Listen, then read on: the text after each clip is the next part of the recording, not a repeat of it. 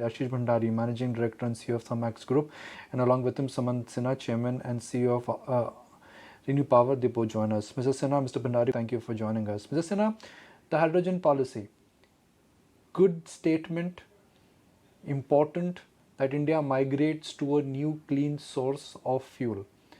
But what is the difference between intention and actual implementation? What are the bottlenecks? What are the challenges? And how effective do you think this policy will be? Thank you so much for having me on the show. Well, look, that's a ton of questions that you asked me in that one question of yours. Um, Look, I think that green hydrogen is an absolute essential requirement for India as a country. The reason being that India imports a tremendous amount of fossil fuels, as we all know, almost $150 billion every year. And that number is increasing and will double over the next 7 to 10 years. Green hydrogen is a way for India to find some degree of independency from fossil fuels by replacing a lot of the gray hydrogen, which, the feedstock for which is very often LNG, uh, and essentially replace that with hydrogen that we can make within the country using renewable energy. So I think it's a very important method for us to wean our dependence on imports. Now, the second part of your question was, what is the gap between implementation and the policy? Look, I think it's very important that we get the right policies both on the demand side and the supply side. I think the policy that came out yesterday was more focused on the supply side, which is how to actually make the renewable energy part of it a little bit cheaper, how to store the green hydrogen or ammonia that is to be formed for exports. So I think it was really focused on those kinds of things, allowing the renewable energy to be produced in one part of India and shipped to another part of India through using the interstate transmission network, which I think is very critical. So all of those things are really focused on that part of the equation. I think from this point on, the government has to now start thinking about how to essentially encourage people to move towards using green hydrogen and really creating the demand side of the equation. So I think that is something that we still have to wait and see. But at least the supply side has been addressed to some extent, and that will hopefully allow the costs of producing green hydrogen to come down. And as that comes down and you create the demand side, over time, you will have the creation of a fairly large industry where India can also essentially become a net exporter of green hydrogen through the form of ammonia as well. So I think a lot of very positive things in this. First of all, the government's intent, which is very clear. The second, that they've moved to make some of these things possible. And now we need to see a lot of the other actions coming into place. And I think a few years from now, you'll probably see a very large green hydrogen slash ammonia industry developing in the country. Mr. Sinha, can you break it for our viewers that what have been the global parallels? Is clean green hydrogen more like still at a lab experiment stage, or commercially it is possible? And how far do you think we are behind the curve? Like EVs, the experimentation started almost a decade ago. We've in reality seen the first EV rollout about 2 3 years ago in India. Yeah, look, I don't think that as far as green hydrogen is concerned, that we are behind the curve at all. You know that India runs one of the largest renewable energy programs anywhere in the world, and renewable energy accounts for 70% of the cost of green hydrogen. So this is a new and emerging industry anywhere in the world at this point in time. Of course, the costs of green hydrogen are still higher than that people can get from using other sources of making hydrogen, which is really called gray hydrogen in a sense. And that's everywhere in the world. And so, therefore, at this point, globally, people have not shifted to green hydrogen, but the visibility of cost reduction is there. Given the cost reduction that we've seen on the renewable energy side, it is likely to play out similarly in the manufacture of green hydrogen. And that will happen over the next, I would say, 4 to 5 years. Now, how the question is, how do you actually get the cost down? You have to get the cost down by getting people to start adopting green hydrogen, creating the scale that is required, the technology and the ecosystem that is required to bring costs down. So it's a bit of chicken and egg. And I think what you have to do is you have to start creating green hydrogen mandates for people to start adopting some degree of green hydrogen. Using that, create the scale to bring down costs. So it's a little bit of you have to really work on both ends of this to make the whole thing happen. And that is really what the government has started doing. But make no mistake, this is happening everywhere in the world right now at the same time. India is not behind the curve at all.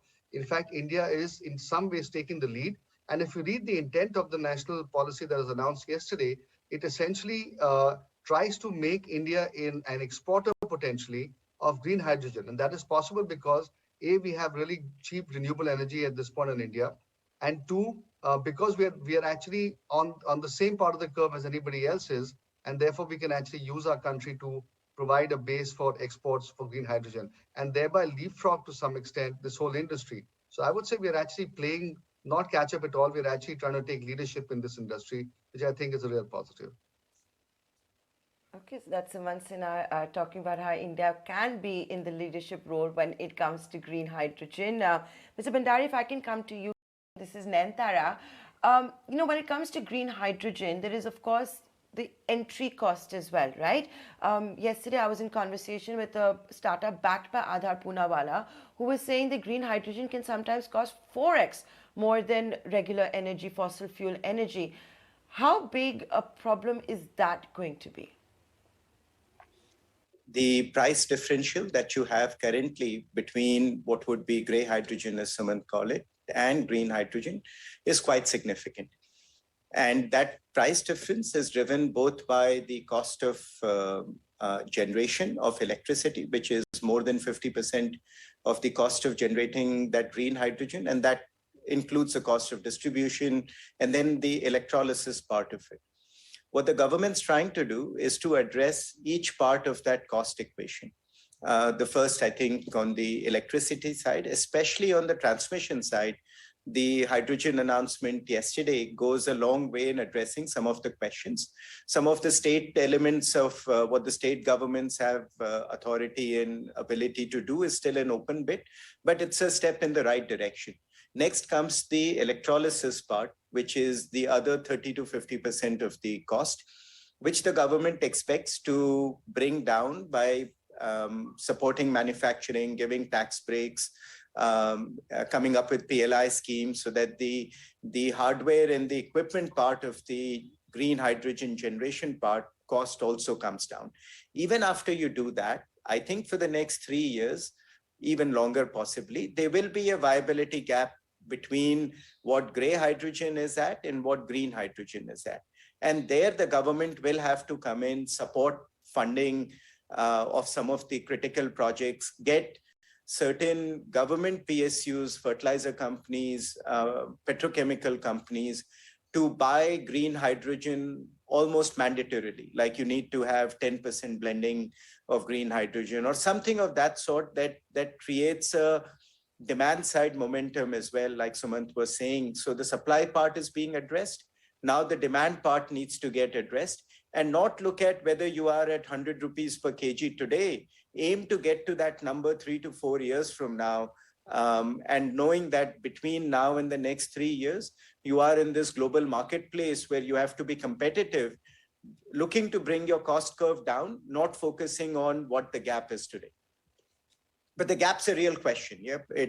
Without government support, industry will have a tough time bridging the gap by themselves. You've talked about the new hydrogen policy being more supply side driven. How, in your view, can this arbitrage be addressed to make sure the demand exists? Yeah, so look, that's the other part that we're waiting for. So I think one of the things that the government could look at doing essentially is that just like you have a renewable purchase obligation target for consumers of power, which actually requires them to have a certain minimum amount of renewable energy in their overall power basket. Similarly, for consumers of hydrogen, green hydrogen right now, you can specify that they have to have a minimum amount of green hydrogen, and that percentage can keep increasing over time. Now, what that would do is essentially create demand for green hydrogen, which then, from with all the supply side interventions, could be possibly supplied. Now, obviously, in the beginning, the cost of green hydrogen will be higher, but it will come down over time and come down quite rapidly. So I think green hydrogen purchase obligation targets are one simple way of providing demand that is required. Now, the question is on whom should this be applicable? It would be applicable on refineries, which use a lot of gray hydrogen. on fertilizer companies that use ammonia as a feedstock, and that ammonia essentially can be made from green hydrogen rather than gray hydrogen. Eventually, it can be used also by, or it can be also be applicable on users of LNG. And you can actually replace LNG as a feedstock as well by green hydrogen. So there are multiple industries where you can actually mandate that a certain amount of their consumption, which is currently coming in from gray hydrogen or LNG, can essentially be replaced by green hydrogen and thereby create demand. Now, the demand in India right now, the consumption in India right now of grey hydrogen is about 6 million tons. And that is expected to grow to double of this in the next 8 to 10 years. Now, so you can initially say that, look, please replace 5% or 10% of the total amount of grey hydrogen with green over the next 3 to 5 years, right? So that will create the demand side. You have the supply side interventions already happening, and therefore you'll start bridging the gap that Ashish talked about slowly and but steadily. And the expectation is that 4 to 5 years from now, that gap would have come down to almost nothing. And then it won't be, you won't require mandates any longer because everybody would really naturally gravitate towards green hydrogen rather than gray hydrogen. So I think that's the way you have to really go about doing this. Now, Mr. Sinha, I've had the opportunity of interviewing you as well as L&T together on your green hydrogen plans, and we played that interview on ET Now. So the next question will be for Thermax and Mr. Bhandari. You tell us, Mr. Bhandari, what is Thermax's plans when it comes to green hydrogen? And would yesterday's policy be good enough for companies like yours to maybe step on the gas? We definitely intend to step on the gas. I think green hydrogen for the nation and for addressing climate change is a certainty. So it's not a question of if it will happen, and it will happen in the short term, and the short is 1 to 3 years period. We will see a big transition. So for most players that are in the energy space, we have to think about what that means. And we are taking that very, very seriously. Specifically to the policy, I think as Sumant said, let's look at this as one of multiple parts that will come out to the policy. Now that the central governments come up with an electricity policy, we'll have to see how the state governments look at it. Next, we will have to see how the demand side, which is what does MOPNG come up with, what incentives does PLI come up with. So let's see how the rest of the ecosystem develops and what purchase obligations the steel ministry comes up with. And so we will see a lot of announcements in the coming months that all connect to building a hydrogen economy in India. So let's look at this as one of many things that happen. For companies like Thermax, there are multiple roles that we can play. First is just the entire execution and capability of designing a project around green hydrogen, the ability to bring electricity into play, but more designing the project from electrolyzer, the power management, all the software around it, the application, how does something get blended, what can get blended, how much can it get blended, bringing the science around it and to be able to set up an entire project, from an EPC perspective. That's something that Thermax is building capability for. Next, which is the whole electrolyzer question. Many companies in India will now look at, okay, how do I set up electrolyzer capability? What portion of it I can leverage our own capabilities for, what portion comes from global partnerships that companies will now look at. And many, including Renew, is doing that already. Many others, including Thermax, are looking at all of those options. This is very, very important and at the heart of every strategy that Thermax is looking at going forward as well. Okay, so let's see how all of those plans progress. Renew Power, of course, has entered into a joint venture with L&T as far as green hydrogen goes. The rest of India Inc., we've heard noises from Reliance Industries, as well as the Adani Group, which has already set up a company for the same. Mr. Patil, thanks so much for joining us. My first question to you is, and as someone who's got such a large footprint also when it comes into the energy landscape, via the generators and the power generation, etc. This is a time when everything is about going green. We're talking a day, right, after the new green hydrogen policy had also been unveiled. So first up, how is Cummins India, can I say, pivoting towards this theme? I think it's a very valid and a pertinent question given the broader intent of the government to be net zero by 2070. Obviously, when you look at our journey from now till then, there will be multiple different ways in which the goals will be accomplished. To begin with, by itself, the emission standards which are applicable to stationary applications like gensets or off-highway applications or industrial applications that we support, they themselves will evolve and become stringent as we go forward. As an example, the CPCB 4 plus norms will be applicable sometime from July 2023 onwards. So that by itself will help in terms of reducing the extent of emissions. Looking at some of these newer technologies like hydrogen and fuel cell, obviously from a Cummins standpoint, we have a new division globally called New Power, which principally focuses on these technologies. And therefore, as we look at it, where we stand today, obviously there is a fair amount of interest from some of our customers to look for these solutions. And we are actively engaged with some of the customers to really put in place what I would call initially as a demonstrator units to establish the technology, establish the operating environment in which it can function, and then look at ways in which it can expand and gain scale for a much broader and deeper application in the economy. Mr. Patil, as you pivot from being a a traditional energy solution provider to a new energy solution provider, will all the new incubation be done in the listed entity or will it be in the subsidiary? The businesses or the portfolio which is there in the listed entity will continue. As an example, if there are end markets or customers which are serviced by the listed entity, the newer technologies will go through the listed entity for those applications. As an example, when it comes to power generation, DG sets, railways, mining, those are construction equipment. Those are the segments which are served from this entity.